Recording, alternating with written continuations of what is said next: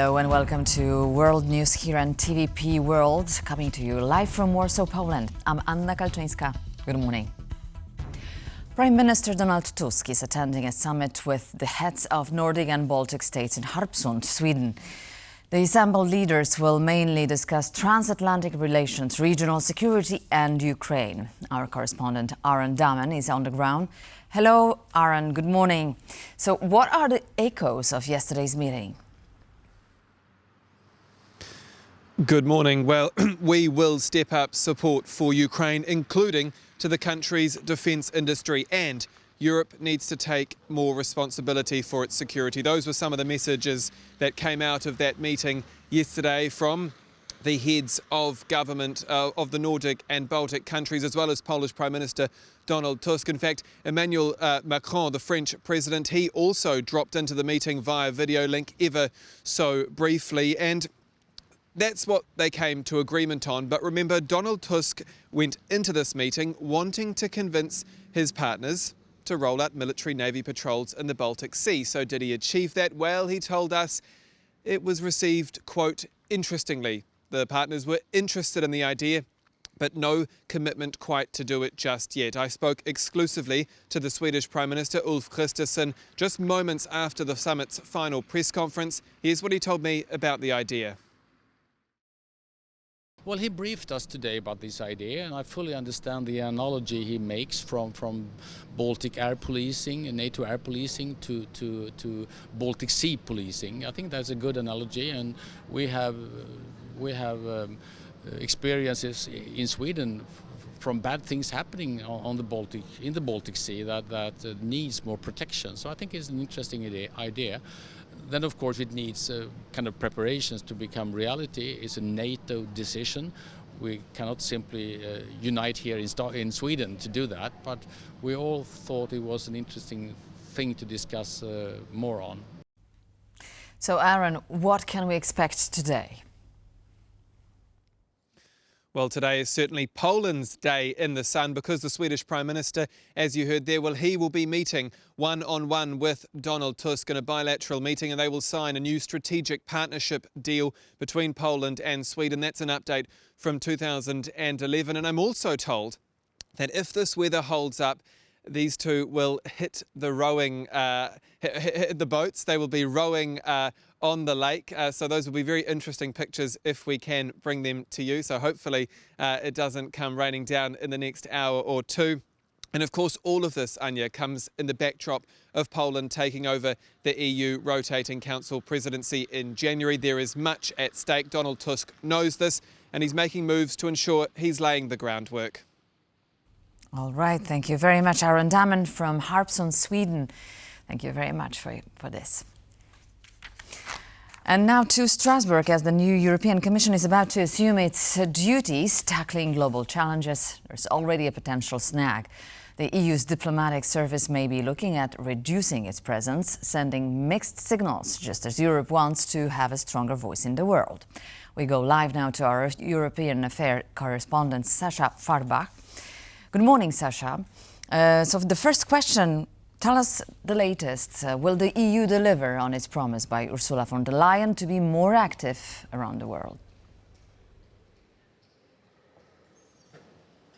Yeah, there. Good morning. Well, that is indeed the hope here. And there's been a lot touted that Ursula von der Leyen, in her speech at the European Parliament in Strasbourg, reiterated some of those points that Europe needs to be louder, it needs to play a stronger role. Let's just take a listen to what she said to the full new commissioners and the MEPs here. War, conflict, and human suffering continue unabated in our neighborhood, from Ukraine to the Middle East to parts of Africa. Europe must play a stronger role in all of these areas.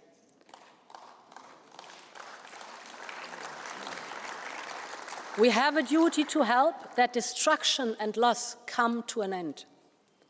And strengthen our security is all the more important in a world as contested and fragile as it is today.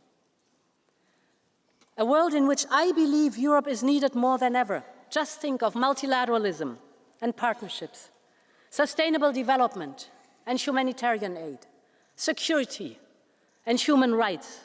They are more important than ever, and they will continue to be the linchpin of our external action. And this will need a lot of work and tireless leadership. I know we can count on Kaja Kallas as our High Representative and Vice President.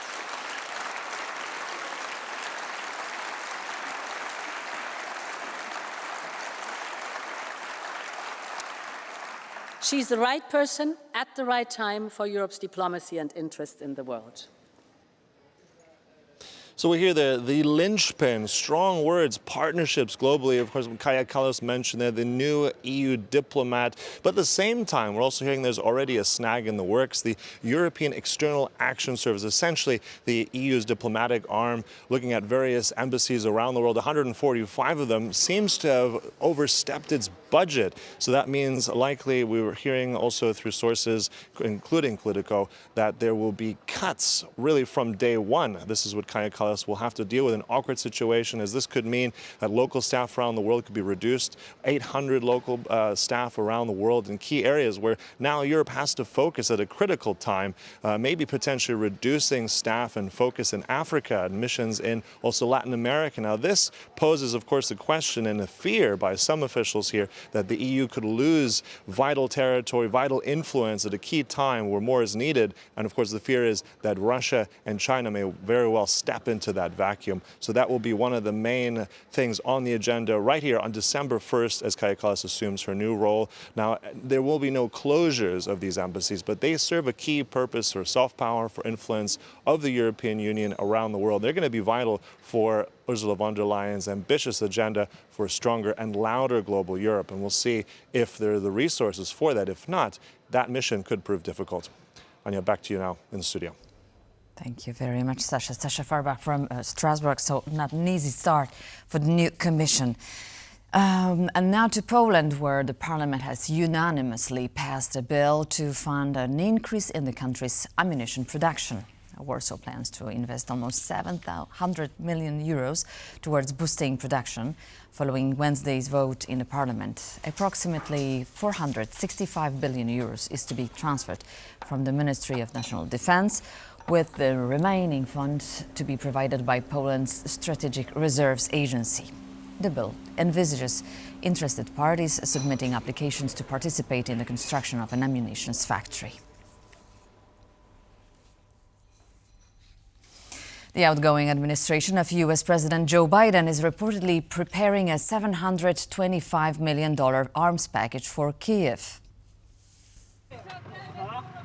According to the Reuters news agency, Biden's team plans to supply a range of weapons from the U.S. stockpiles to help Ukraine defend against Russia's advances. The supplies will include drones, landmines, HIMARS ammunition, and Stinger rockets.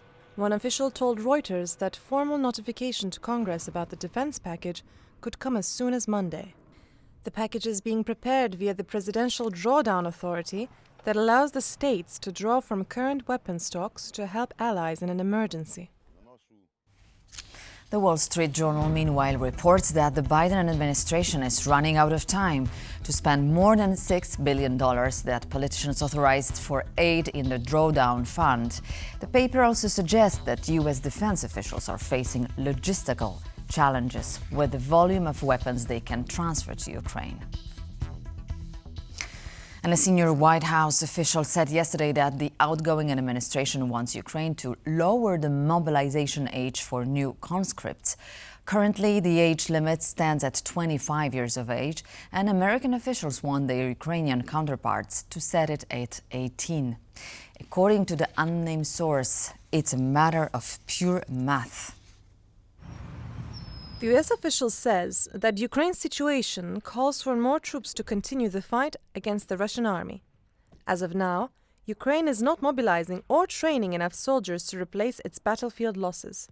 All the while, officials in Kyiv must remember to keep pace with the expanding Russian military. Ukrainians estimate that they need some 160,000 additional troops. However, their American allies believe the number to be much larger. US President-elect Donald Trump tapped retired General Kellogg for the newly created role of Ukraine envoy. Kellogg has reportedly already presented Trump with a plan to end the war in Ukraine. Kellogg's plan for ending the war reportedly involves freezing the battle lines at their prevailing locations and forcing both Kyiv and Moscow to the negotiation table. The retired general served as the chief of staff for the White House National Security Council during Trump's 2017-2021 term and as a national security advisor to the then Vice President Mike Pence. Ending the war in Ukraine was one of Trump's central campaign points, despite the lack of clarity of what his approach will be exactly.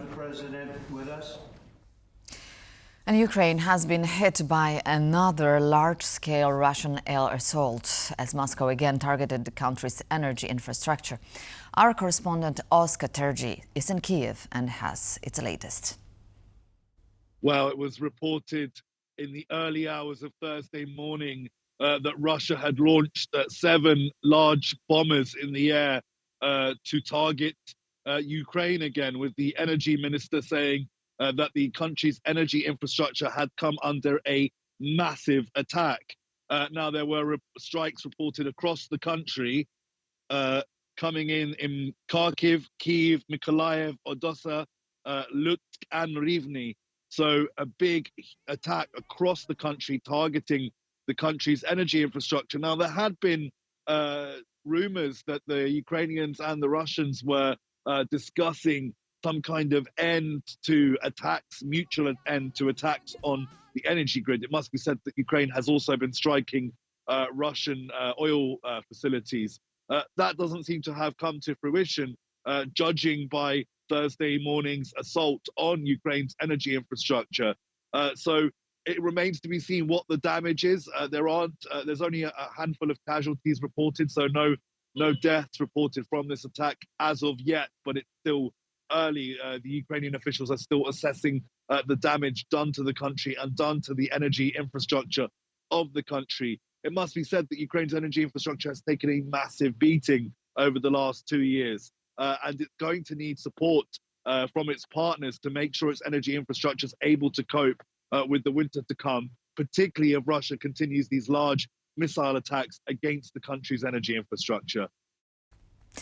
Search and rescue operations were underway throughout the night in Denmark after a silo collapse at a biogas plant. The incident claimed the lives of 2 Romanian workers and 6 more people were injured. The case is now under investigation by the Danish Labour Inspection. The incident took place on Tuesday evening. With the biogas plant in the middle of construction work. The collapse is most likely linked to roofing work that was being done at the time. The injured men include 2 Romanians, 3 Poles and 1 Belgian. 1 person is still missing. This prompted Danish authorities to employ special drone brigades in the search and rescue operations. As stated by Christian Rasmussen, from the local police, rescue efforts have been very difficult due to large amounts of concrete and iron present at the site of the collapse. Slovakia's Prime Minister Robert Fico says he will attend World War II commemorations in Moscow next May after accepting an invitation from Vladimir Putin. Fico posted on Facebook that he had responded to an official invitation. He has previously spoken about wanting to attend events in Moscow next year, and separately, the Slovakian government press office said on Wednesday that Fico had spoken by telephone with US President-elect Donald Trump. The conversation largely focused on the war in Ukraine, which shares a border with Slovakia. After taking office more than a year ago, Fico's leftist nationalist government immediately halted military aid to Kyiv while allowing commercial sales to continue.